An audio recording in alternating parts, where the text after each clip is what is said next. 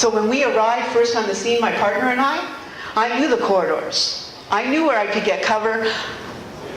I already was trained to be able to meet that challenge. And I believe we all are for every challenge we're going to have to encounter, as long as we follow our heart. So there I was. Security guard was walking with us, shaking in his boots, showing us where crimes had taken place. Every door I opened, there was either a severely mangled body or a dead body. We couldn't take time to minister to the victims because we were looking for the suspect. We cornered him in a room. He had 3 hostages. And there were several police officers. We were about 6 in number. We're waiting for the SWAT team to come take command of the situation. And one of my co-workers, Sylvain, says, I know what's going to happen here. He's going to kill the hostages. We're going to kill him. Game over. And I think to myself, I don't want it to end like that. So I said, Dear Lord, protect those hostages and let the gunman be arrested, not killed.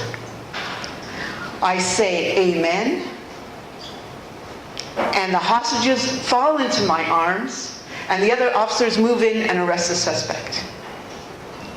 I had another event, which I'm not going to go into detail about, that calibrated me to that level of violence, where I had to meet bank robbers with submachine guns. After that event, I was so good, I thought to myself, wow, I can do anything.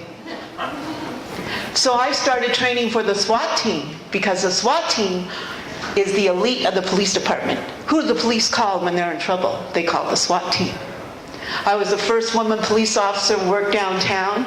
I was among the first police officers, women, to start working for the Montreal Police Department. We were 1% of a 5,000 person force. And now I was going to be the first woman on the SWAT team. And because I was breaking new ground, I had to be able to pass the physical that they needed, that they had to get onto the SWAT team. One of the things I had to be able to do is do 50 pull-ups in a row. For a guy that's in good shape, that's doable. For a girl, that's hard work. To develop the biceps, the back muscles, the shoulders that you need. But what I didn't know is I was training to save my life. Because my body needed to be in that great shape to be able to withstand 3 bullets and be here today to talk to you about it. So I was following my dream. I was a dream chaser. And I was doing what I needed to do to meet my goals. And I was executing them. And I saw myself as a sniper on the roofs, as the scuba divers that go down into the St. Lawrence River. They say, or my scuba diver instructor at that time told me, if you can dive in Quebec, you can dive anywhere in the world. So I was visualizing myself being super cop. So there I was, training to be on the SWAT team, 7 days a week with the trainer, pushing myself beyond all limits. My biceps were bigger than most guys on my shift. And then it happened. My moment to shine.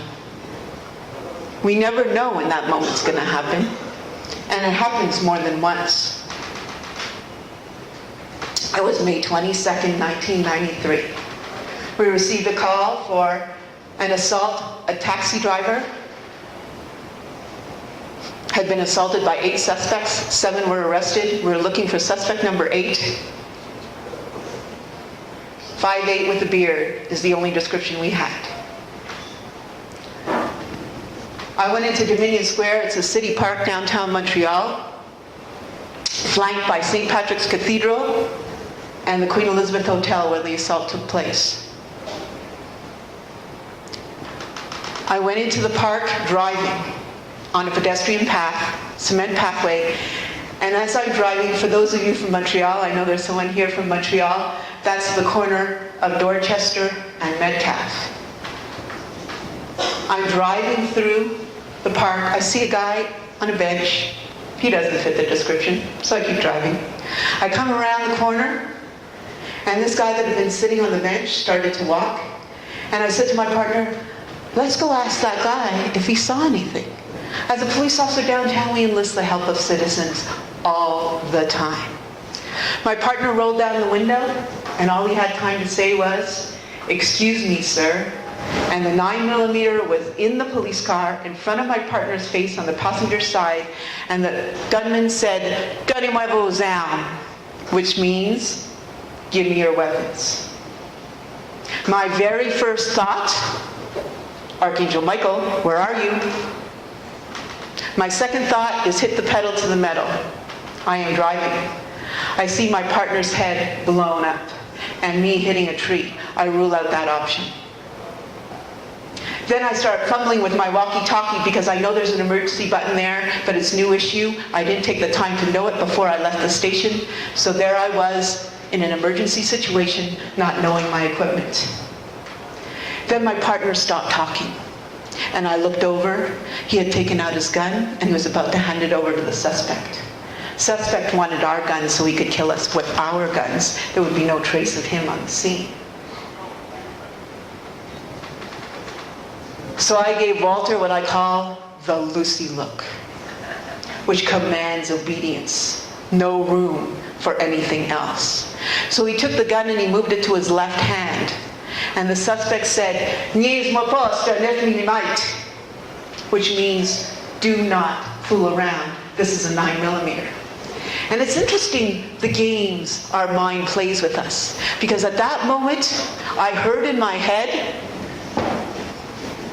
"Yup, that's what it looks like." I almost started laughing out loud. But what that did for me, it broke the tension. I started thinking like a police officer again. I realized this man is not nervous. His arm's not shaking. The gun's not moving. He's commanding us. This man is going to try to kill us. So I bent my head down like this, looking into the window so I could memorize his face, because I'm thinking, if something goes down here tonight, I want to know what this guy looks like. So I'm memorizing every line in his face. I'm locked in eye contact because eyes are the only thing you cannot change about your appearance. As a police officer, I've learned if you want to remember someone, look them in the eye. We're locked in eye contact when he pulled the trigger. So I never saw the gun move. First bullet went in on my partner's cheek, came out the middle of the back of his neck, ricocheted off the metal grid in the police car, and because my head was bent down like this, it went in underneath my right cheek. My mindset at that moment, bullets have no power. God is all-powerful. That became my mantra and my mental state. I kept repeating that over and over and over and over again in my mind. As I threw myself out of the car, I put my arm up against the back door of the police car. My legs are kind of in plain view. I'm pulling out my weapon to shoot back when I hear a second shot. The gunman held the weapon to my partner's temple and pulled the trigger. Then I see a white flash hit me on the side of the head. Then I see a red flash go right through my leg. And I thought to myself at that point, if you didn't hear me before, you're going to hear me now. I put my hand on my leg and I said, "Archangel Michael, help me, help me, help me." That's when the suspect left the scene. I do not know this at that time, but I learned it 3 weeks later.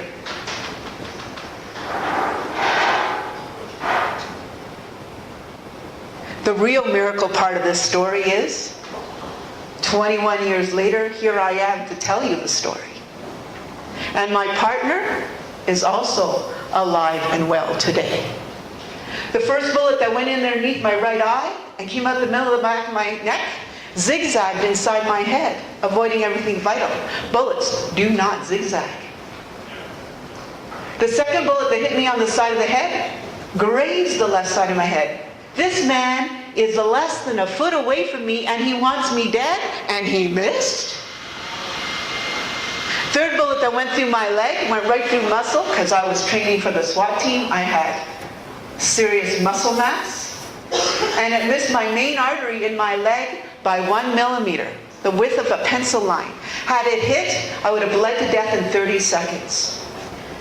It came out the middle of the back of my neck, missed my spinal cord by 1 millimeter. Had it hit, I would have been paralyzed from the neck down.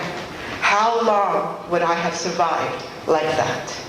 5, maybe 10 years? 21 years later, I have a beautiful daughter. I live in Paradise Valley, Montana. And I was right. I was right in everything I believed. What do you want to be right about? Because all things are possible for those who believe. Thank you, ladies and gentlemen.